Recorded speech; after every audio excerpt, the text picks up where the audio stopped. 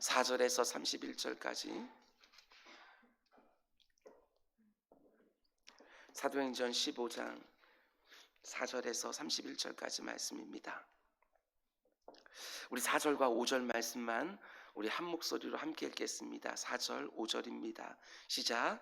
예루살렘에 이르러 교회와 사도와 장로들에게 영접을 받고 하나님이 자기들과 함께 계셔 행하신 모든 일을 말하며 바리새파 중에 어떤 믿는 사람들을 이뤄라 말하되 이방인에게 명하는 것이 마땅하니라. 아멘. 아멘. 오늘 저는 예물이 있습니다. 무명으로 감사함을 드리셨습니다. 여호와는 나의 목자가 되어 주시고 늘 의의 길로 인도해 주시니 감사합니다. 하나님의 나라와 의를 성취하소서 하고 예물 드리셨습니다. 우리 잠시 기도하겠습니다. 사랑의 주님, 만물이 겨울잠을 끝내고 다시 소생한다는 경칩입니다. 내 주 아버지 하나님, 지난 겨울에 그 얼어붙음과 눌림이 다 물러가게 하여 주시고 하나님께서 정하신 만물의 이치에답게 새롭게 이 땅 가운데 생명이 시작되는 날이 될 수 있도록 주님 인도하여 주옵소서. 때가 되어서 생명이 시작되어지는 것들이 아니라 주의 사랑하는 백성들이 하나님 앞에 간절히 부르짖고 그 응답으로 생명의 기운이 다시 시작되는 줄 믿사오니 아버지 하나님, 에스고 골짜기에 그 죽어있던 뼈다귀들이 하나님의 군대로 다시 살아나는 그 소생의 기쁨이 내 주 아버지 하나님, 주의 사랑하는 백성들과 그들이 사모하며 부르짖는 이곳 가운데 온전히 이루어질 수 있도록 인도하여 주시옵소서. 청년 일부에 큐티 수련회가 아버지 하나님 진행되고 있습니다. 오늘 잘 진행되어질 수 있도록 인도하여 주시고 직장 생활을 하며 아버지 하나님 또한 새로운 소망을 가지고 한 걸음 한 걸음 나아가고 있는 귀한 청년들에게 하나님의 은혜의 빛이 늘 비칠 수 있도록 인도하여 주옵소서. 하나님께서는 우리의 목자가 되신 줄 믿습니다. 우리를 의의 길로 인도하신 줄 믿습니다. 하나님 나라가 속히 이 땅 가운데 이루어지고 확장되어지는 것 보는 기쁨이 우리 모두에게 있게 하여 주옵소서. 아직까지도 주의 통치를 받지 않는 심령들의 마음 가운데 속에서도 하나님의 통치가 이루어지는 확장이 시작되게 하여 주시옵소서. 오늘도 이렇게 말씀을 드리려고 합니다. 주님께서 우리들 마음을 열어주셔서 주님이 오늘 예배해 놓으신 그 은혜가 가득 임하는 복된 시간 되게 하여 주옵소서. 예수님의 이름으로 기도드렸습니다. 아멘. 주님의 이름으로 여러분들 환영합니다. 잘 오셨습니다. 오늘도 하나님께서 우리들에게 좋은 것으로 하루를 시작하게 해줄 줄 믿습니다. 아멘. 아멘. 오늘은 사도행전 강의 92번째 시간입니다. 오늘 말씀의 제목은 사람들의 마음을 만장일치로 만들어내시는 은혜라는 제목으로 말씀 전하도록 하겠습니다. 각기 생각이 다른 사람들의 마음을 만장일치로 만들어내시는 성령 하나님의 은혜, 이런 제목으로 말씀 전하도록 하겠습니다. 오늘 본문을 보면 예루살렘에서 벌어진 종교회의의 장면을 길고 자세하게 보도하고 있습니다. 우리가 2절밖에 있지 않았지만 그 이후로 여러분들이 직접 읽어보시면 아시겠지만 성경이 이 회의를 얼마나 길고 자세하게 비중 있게 보도하는지 모릅니다. 그만큼 중요하다는 의미겠지요. 예루살렘 종교회의가 가진 역사적 의미가 상당히 큽니다. 한마디로 말하면 예수 그리스도의 십자가와 부활로 시작된 우리 기독교가 유대교의 한 분파로 남아있느냐, 아니면 유대교라는 껍데기를 벗어버리고 세계 종교가 되느냐 하는 굉장히 중요한 갈림길이 바로 오늘 본문에 나오는 예루살렘 종교회의입니다. 이 회의에서 가장 논점이 되었던 주제는 이방인들 중에서 예수를 믿고 기독교인이 된 사람들이 예수 그리스도만 나의 구주로 영접하고 믿으면 되는 것이냐, 아니면 유대교의 전통에 따라 할례도 받아야 되고 율법에 기록된 그 모든 정결 규례들도 다 지켜야 되느냐, 이것이 바로 핵심 쟁점이었습니다. 여기서 어떤 결정이 나느냐에 따라 복음 전도를 위한 문턱이 높아질 수도 있고 낮아질 수도 있습니다. 만약 이 회의에서 그리스도인 되기 위해서는 할례도 반드시 받아야 되고 유대인들이 지금까지 지켜오던 모든 정결 규례도 다 지켜야 된다고 결정이 내려졌다면 이방인들이 예수 믿기가 너무나 어려워질 것입니다. 그 당시에 성인이 할례를 받는다는 것은 마취 기술이 없었기 때문에 결코 쉬운 일이 아니었습니다. 큰 고통을 감내해야 되는 것이지요. 그래서 할례를 꼭 받아야 교회 안으로 들어올 수 있다고 예루살렘 회의에서 결정을 하면 이방인들이 예수 믿기가 정말 어려워지는 것입니다. 뿐만 아니라 이방인들이 유대인들이 지금 지키고 있는 모든 정결 규례를 똑같이 지키는 것도 결코 쉬운 일이 아니었습니다. 예를 하나 들면 레위기가 말하고 있는 먹어도 되는 음식들과 먹지 말아야 되는 음식들의 목록을 보면 이방인들이 즐겨 먹고 있는 돼지고기 일체를 먹지 못하게 되는 것이지요. 이런 면에서 오늘 본문에 나오는 예루살렘 종교회의 결과는 복음 전도에 있어서 너무나 중요합니다. 이 회의의 결과에 따라서 이미 이방인이었다가 복음을 받고 예수 그리스도를 영접한 그리스도인들이 얼마든지 실족할 수 있고 교회를 떠날 수도 있습니다. 본문에 등장하는 예루살렘 종교회의가 어떻게 진행되었는지 그 가운데 하나님께서 어떻게 사람들의 마음을 움직이며 역사하신 일을 보면서 오늘 우리에게 주시는 하나님의 음성을 듣는 은혜가 우리 모두에게 있기를 주님의 이름으로 축원을 드립니다. 오늘 본문도 굉장히 중요합니다. 그럼 이제 종교회의가 어떻게 진행되었는지 본문이 보여주는 그 현장을 함께 따라가 보겠습니다. 본문 5절을 보면 가장 먼저 바리새파 출신 그리스도인들이 일어나서 자신들의 의견을 말합니다. 바리새파 출신 그리스도인입니다. 예수를 안 믿는 사람들이 아니라 예수를 믿는 사람들입니다. 그러나 그 이전에 바리새파였지요. 그럼 감이 오지 않습니까? 율법을 그 누구보다도 철저하게 지키면서 살아오다가 어느 한순간에 예수 그리스도를 영접하고 그리스도인이 된 사람들이 자리에서 일어나 이렇게 주장합니다. 5절 바리새파 중에 어떤 믿는 사람들이 일어나 예수를 믿는 사람들입니다. 그들이 말하되 이방인에게 할례를 행하고 모세의 율법을 지키라 명하는 것이 마땅하다 하니라. 바리새파 출신 그리스도인이니까 이렇게 말하는 것이 충분히 이해가 됩니다. 그리스도인 되려면 그분의 몸된 교회에 들어오려면 당연히 우리처럼 할례도 받아야 되는 것이고 모든 율법들도 다 지켜야 되는 거 아니냐. 그날의 회의가 이런 식으로 시작이 된 것입니다. 그자 이번에는 초대교회에서 가장 영향력이 있는 예수 그리스도의 수제자 베드로가 자리에서 일어나서 7절부터 11절까지 아주 길게 주장을 하는데 그 가운데 11절 말씀 보면 베드로가 이런 말을 하지요. 그러나 우리는 그들이 우리와 동일하게 주 예수의 은혜로 구원받은 줄을 믿노라 하니라. 한마디로 할례 받을 필요 없다고, 정결 규례 다 지킬 필요도 없다고, 오직 예수 그리스도만 구주로 영접하면 구원을 받는다고 자신의 믿음을 피력한 것이지요. 그러자 이제 얼마 전까지 전도 여행을 통해서 이방인들에게 복음을 전하고 돌아온 바나바와 바울이 일어나서 곧바로 이렇게 말하기 시작을 합니다. 12절 말씀 보십시오. 온 무리가 가만히 있어 바나바와 바울이 하나님께서 자기들로 말미암아 이방인 중에서 행하신 표적과 기사에 관하여 말하는 것을 듣더니 이런 말이지요. 우리가 전도 여행을 막 다녀왔는데 하나님이 이방인들도 동일하게 구원해 주시더라. 이방인들에게도 동일하게 역사해 주시더라. 이방인들에게 지금 일어나고 있는 하나님의 은혜의 역사를 이들 앞에서 보고한 것입니다. 그자 이번에는 예루살렘 교회의 담임 목사라고 말할 수 있는 예수님의 동생 야고보가 일어납니다. 그리고 아주 길게 13절부터 21절까지 말하는 것이지요. 뭐라고 말하느냐?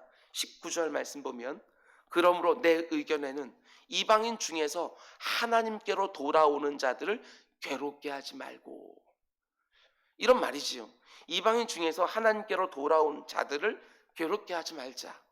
할례 받으라고 말하지 말고 율법 규정도 다 지키라고 말하지 말고 이 정도만 지키라고 하자. 그러면서 20절에 이렇게 말합니다. 다만 우상의 더러운 것과 음행과 목매어 죽인 것과 피를 멀리하라고 편지하는 것이 옳으니. 여러분 지금 종교회의가 벌어지는 그 자리의 분위기를 한번 보시기 바랍니다. 처음에는 바리새인 중에서 그리스도인 된 자들이 일어나서 다 지켜야 된다고 주장을 했는데, 뒤이어서 베드로 사도가 일어나서 말하고, 그 다음에 바나바와 바울이 일어나서 말하고, 예수님의 동생 야고보가 일어나서 이야기를 하니까 회의의 분위기가 완전히 바뀌게 되어집니다. 너무나 흥미롭고 은혜가 되고 감사한 것은, 잘 들으시기 바랍니다, 다른 의견을 내던 사람들이 결론이 딱 내려지자마자 그 어떤 반론도 하지 않는다는 점입니다. 바리새파 출신이 이렇게 말하는 게 결코 쉬운 일이 아닙니다. 처음에는 의견이 분분했습니다. 그런데 놀라운 것은 이 회의의 결론이 만장일치로 끝났다는 거예요. 25절 맨 마지막 부분을 보면 만장일치로 결정하였느니라, 이렇게 나와요. 이게 얼마나 은혜로운 회의인지 모릅니다. 일단 결론이 딱 나니까 반대하던 사람들도 그 결론을 존중하고 찬성표를 던졌다는 의미지요. 만장일치니까.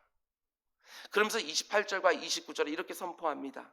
성령과 우리는 이 요긴한 것들 외에는 아무 짐도 너에게 지우지 아니하는 것이 옳은 줄 알았노니 우상의 제물과 피와 목매어 죽인 것과 음행을 멀리할지니라. 이에 스스로 삼가면 잘 되리라. 평안함을 원하노라 하였더라. 예루살렘 종교회에서 이렇게 결정하면서 이제 복음 증거의 문이 활짝 열리게 되어지는 것이지요. 이방인들에게 복음의 문이 활짝 열리게 된 것입니다. 다만 4가지 금지가 있었습니다. 우상의 제물, 음행, 목매어 죽인 것, 피, 이 4가지를 금지했습니다. 왜 이렇게 했을까? 우상의 제물과 음행은 우리가 충분히 이해할 수 있는데 왜 목매어 죽인 것과 피까지 금지했을까? 그 당시 상황을 이해하면 어렵지 않습니다. 이 4가지는 그 당시 우상을 섬기던 이방인들에게 가장 만연했던 것들이기 때문입니다. 그 당시 이방인들이 수많은 우상들을 섬겼는데 얼마나 심했냐면, 가장 좋은 음식들은 먼저 우상에게 바치고 그 다음에 시장에 내다 팔았습니다. 그래서 고린도 전설을 보면 우리가 잘 아는 것처럼 시장에서 파는 음식을 우리가 먹어도 되느냐 말아야 되느냐, 이것 가지고 교회 안에서 논쟁이 있었던 것도 보게 됩니다. 그런가 하면 성경을 보면 우상 숭배의 자리에서는 보통 음행이 함께 이루어지고 있었기 때문에 금지한 것이지요. 우상 신전에 있는 여사제가 마치 창기와 같은 역할을 했기 때문에 음행을 금지한 것입니다. 또한 우상을 섬기는 장소에서 제물을 주로 목매어서 죽였고, 그 제물의 피를 마시는 의식이 성행했기 때문에 그것도 금지한 것입니다. 그러니까 4가지 금지가 있었지만 이 모든 것들이 다 하나님만 섬기는 것이 아니라 우상을 섬기는 자리에서 이루어진 행위였기 때문에 이 4가지는 반드시 금지하자고 결의를 한 것입니다. 근데 저는 여기서 이런 생각이 들었습니다. 지금 야고보가 4가지를 금지하고 있지만 사실은 한 가지만 이방인들에게 요구한 것이구나, 이렇게 저는 읽었습니다. 그 한 가지가 무엇이냐, 이렇게 말할 수 있어요. 너희들 이제 예수 믿기 시작했으니까 예전처럼 살면 안 된다. 한마디였어요. 예전과는 다르게 살아야 된다. 예수 믿은 전후가 분명히 달라야 된다. 이거 말한 것이지요. 우리가 분명히 하나님의 은혜로 믿음으로 구원을 받지만 우상을 숭배하는 이방인들과 똑같이 살면 안 된다. 이방인 출신 그리스도인들에게 할례를 요구하지도 않고 정결 규례를 요구하지도 않지만 반드시 예전에 살던 방식과는 달라야 된다, 이 얘기하는 것이지요. 오늘 우리들에게도 주는 동일한 말씀 아니겠습니까? 오직 하나님의 은혜로 믿음으로 우리는 구원을 받습니다. 예수 그리스도를 나의 구주로 영접하기만 하면 우리는 영생 복락을 약속받게 되어지는 것이지요. 할례를 받고 정결 유례를 다 지킨 행위로 우리가 구원받는 것은 아니지만 은혜로 믿음으로 거저 구원받은 성도들이 살아가는 모습은 반드시 구별되어야 된다, 이 얘기를 하는 것이지요. 설교를 준비하면서 이런 생각을 해보았습니다. 오늘날 우리가 살아가는 이 시대에 예루살렘 종교회의가 다시 열린다면 우리에게는 뭘 금지시키실까? 이런 말이겠지요. 우리가 뭘 하고 뭘 하지 않으면 이 세대와 구별될 수 있을까? 이런 고민이지요. 오늘 우리들 가운데 속에서도 마찬가지입니다. 각자의 상황 속에서 오늘 성령 하나님이 들려주는 음성이 다 다를 수 있다고 생각을 했습니다. 내가 뭘 하고 뭘 하지 않아야 하나님을 모르는 사람들과 구별될 수 있을까? 하나님이 하지 말라고 하는 것 여전히 하는 것이 있을 것이고, 하나님이 하라는 거 지금까지도 하지 않는 것들이 분명히 있을 것입니다. 그런 면에서 보게 되었으면 성령 하나님이 오늘 우리들에게 각자에게 주시는 음성들이 또 있는 것이지요. 아무개야, 이거 너 안 하고 있는데 이제부터는 이거 해야지. 이거 너 하고 있는데 이제는 그만해야지 하고 하나님께서 내게 주시는 말씀들이 분명히 있다고 생각했습니다. 그것까지도 구별되어라 하고 하는 말씀들이 분명히 있을 것입니다. 오늘 기도할 때에 성령 하나님께서 나에게 특별한 음성을 허락해 주시면 그것을 끊어내고 그것을 다시 시작하는 우리 모두가 될 수 있길 주님의 이름으로 축원을 드립니다. 이 가운데 속에 또한 하나님께서 우리 주는 음성들이 또 있습니다. 한 가지는 성령 하나님은 예배 때만이 아니라 회의 가운데 속에서도 임재하신다라는 것입니다. 그런데 저도 그렇고 여러분도 그렇고 이 부분을 놓칠 때가 너무너무 많습니다. 성령 하나님은 우리가 드리는 예배 가운데 속에만 임재하는 것이 결코 아니라는 것입니다. 오늘 본문을 보게 되어지면 회의하는 자리에서도 성령 하나님이 임재하셨다는 것이 너무나 놀라운 것입니다. 그걸 어떻게 알 수 있느냐? 이 종교회의의 결정사항을 말하는 야고보가 하는 말 좀 보시기 바랍니다. 주어가 누구로 되어 있는지를 잘 보십시오. 28절 어떻게 시작하지요? 28절 성령과 우리는. 이 회의에 참여한 사람들이 자기들끼리 결정했다고 말하지 아니하고 성령 하나님과 우리가 함께 이것을 결정했노라고 말하고 있습니다. 이런 의미 아니겠습니까? 그 자리에 있던 모든 사람들이 회의를 하는 중에 성령 하나님이 이 자리에 계시는구나, 성령님이 이 회의를 주관하고 계시는구나, 성령님이 이렇게 각 사람의 마음을 움직이고 있구나, 이것을 모두가 다 경험을 했고 모두가 다 인정했다는 것입니다. 바리새파 출신 그리스도인들이 어떻게 이 일을 제기하지 않을 수 있었을까? 사람들의 그 말한 것들에 동의가 되어서 그랬을까? 그건 아니라고 생각합니다. 그들이 태어나면서부터 그것이 생명처럼 붙들고 있었던 그런 규례들이었습니다. 근데 그것을 내려놓을 수 있는 거 성령의 역사지요. 성령 하나님이 내 마음을 감동시키고 있구나, 이걸 바리새파 출신 그리스도인들도 경험했다는 것이지요. 여러분, 저는 성령 하나님이 임재하시는 회의가 있고 성령 하나님이 임재하지 않으시는 회의가 있을 수 있다고 생각을 했습니다. 교회에서 참 많은 회의들이 이곳저곳에서 이루어집니다. 그런데 성령 하나님이 임재하시고 각 사람의 마음을 주장하시면 처음에는 이견이 있고 논쟁이 있고 난임과 분열이 있다 할지라도 마지막에는 결국 하나가 될 것입니다. 처음에는 시끄러웠다 할지라도 결국에는 성령님이 그 마음을 하나로 모아주셔서 만장일치를 만들어 주실 것입니다. 그러나 성령님이 함께하지 않으시면 회의를 하면 할수록 시끄러워집니다. 회의가 끝나고 나면 교회 전체가 시끄러워질 것이고 사람들의 마음도 나뉘어질 것이고 시험 드는 사람들도 속출할 것입니다. 우리 교회 안에서 이루어지는 모든 회의들도 보시면 아시겠지만 다수결로 뭔가를 결정하려고 하지 않습니다.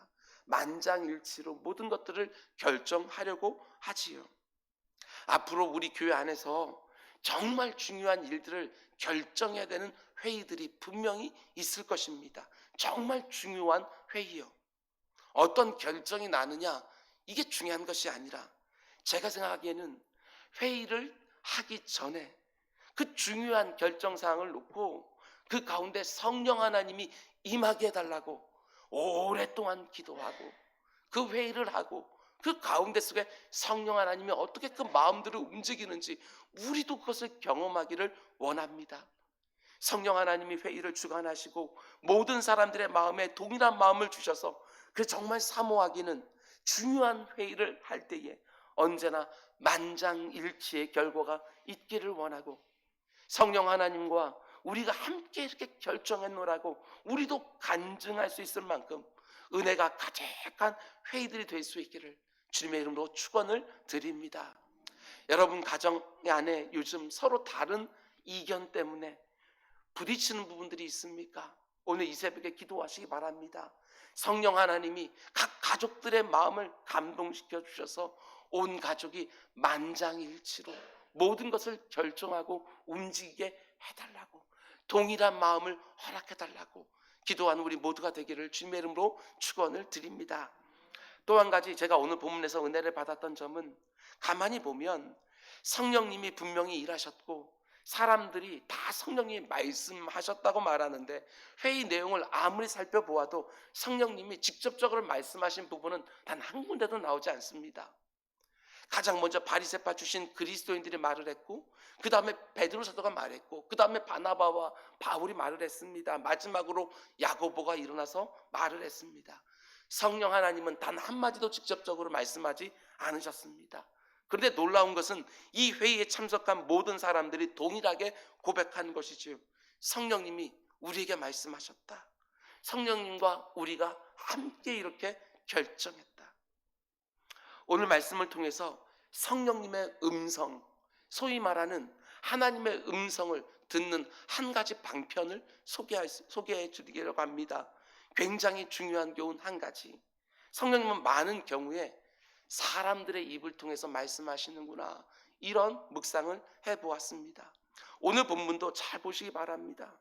저는 성령 하나님이 초자연적인 방법으로 직접적으로 내 귀에 음성을 들려줄 수 있다고 믿는 목사입니다.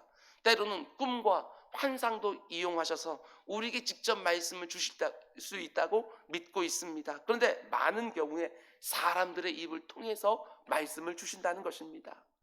베드로 사도를 성령으로 충만하게 해서 감동시켜 주셔서 그 자리에 일어나게 하시고, 베드로의 입을 통해서 성령 하나님의 뜻을 말씀하게 했다는 것입니다. 바나바와 바울의 마음 역시 성령으로 충만하게 해주시고 감동시켜 주셔서 그 자리에 일어나게 해주시고, 그들의 입술을 통해서 성령 하나님이 하려고 하시는 일들을 그들의 입을 통해서 말씀하신 것이고, 야고보를 성령으로 충만하게 하고 그 마음을 감동시켜 주셔서 그 자리에 일어나게 하시고 그의 입술을 통하여 자신이 하고자 하는 말씀을 말하게 하신 것이죠.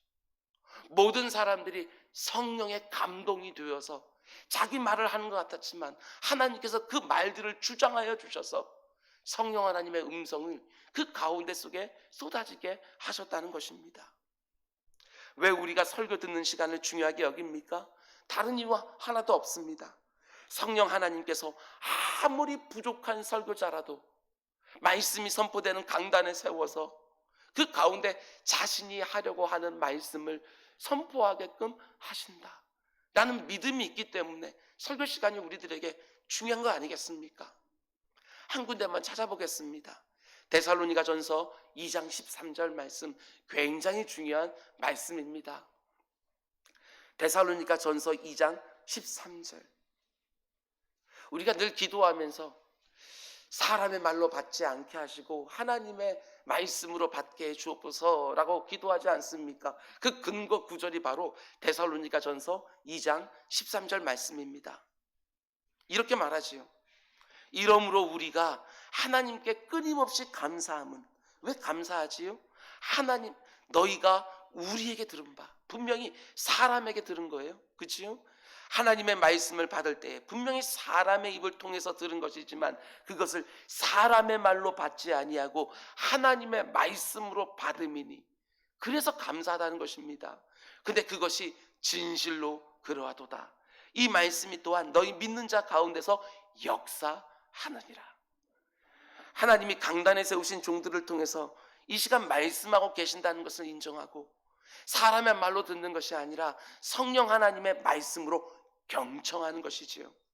하나님이 부족한 종들을 이 강단에 세우시지만 그 종들이 선포하는 그 말씀들이 사람의 말이 아니라 이 세상의 가치와 질서에 대한 말이 아니라 성경 안에 있는 말씀을 선포하고 있다고 한다면 그 모든 것들이 하나님의 말씀으로, 내게 주시는 말씀으로 받는 것이지요. 사람이 서서 말하는 것 같지만 하나님께서 그 심령을 감동시켜 주셔서 이곳 선포되는 모든 말씀들을 나에게 주시는 말씀으로 매번 받는 우리 모두가 될 수 있기를 주님의 이름으로 축원을 드립니다. 말씀 맺겠습니다. 오늘 하루도 성령 하나님은 나에게 이런저런 말씀을 하실 것입니다. 당연하지 않겠습니까? 내 마음 가운데 말씀을 담아놓고 주야로 묵상하고 있는데 그 말씀들이 어찌 살아서 운동력 있게 오늘 하루도 나와 함께 하지 않겠습니까? 내 안에 성령 하나님이 내주하고 계시는데 어떻게 내가 움직일 때마다 나에게 이런저런 감동을 주지 않겠냐는 것이겠습니까? 오늘도 성령 하나님 나에게 분명히 말씀하실 것입니다. 그런데 기도의 자리에서 이건 하나님이 지금 나에게 주시는 음성이구나 깨닫는 것도 분명히 있겠지만, 그러나 오늘 내가 누구를 만나든지 그 사람의 입을 통해서 일상적인 그런 대화였다 할지라도 그 가운데 속에 내 영혼을 살리는 성령 하나님의 음성도 있을 것이고, 나의 잘못된 것들을 깨우치는 성령 하나님의 음성도 있을 것이고, 그러므로 오늘 이 하루 첫 시간에 영적으로 예민한 귀를 달라고, 사람들의 말을 통해서도 하나님의 음성을 듣고 그에 합당한 반응을 보이는 또 하루가 되게 달라고 기도하며 하루를 시작하는 우리 모두가 되기를 주님의 이름으로 축원드립니다. 기도하겠습니다. 사랑의 주님, 우리에게 말씀하여 주옵소서. 우리의 모든 상황을 다 알고 계시는 줄 믿사오니 내 주 아버지 하나님, 내가 갈등할 때마다 말씀을 주셔서 내 마음이 하나로 정해지게 하여 주시고, 내 마음이 흔들릴 때마다 말씀하여 주셔서 나를 붙들어 주시고, 아버지 하나님, 내가 어디로 갈지 몰라서 방황할 때마다 말씀을 주셔서 그것이 빛이 되고 등이 되어서 명확하게 힘있게 걸어가는 우리 모두가 될 수 있도록 인도하여 주옵소서. 이제 사랑하는 주의 백성들이 아버지 하나님 기도의 자리로 나아갑니다. 주님, 그 기도의 자리에서 아버지 하나님 임재하여 주시사 그 가운데 속에 내 기도가 드려질 때 하나님의 음성도 들리는 진정한 대화의 자리가 될 수 있도록 인도하여 주시옵소서. 이 모든 말씀 예수님의 이름으로 기도드렸습니다. 아멘.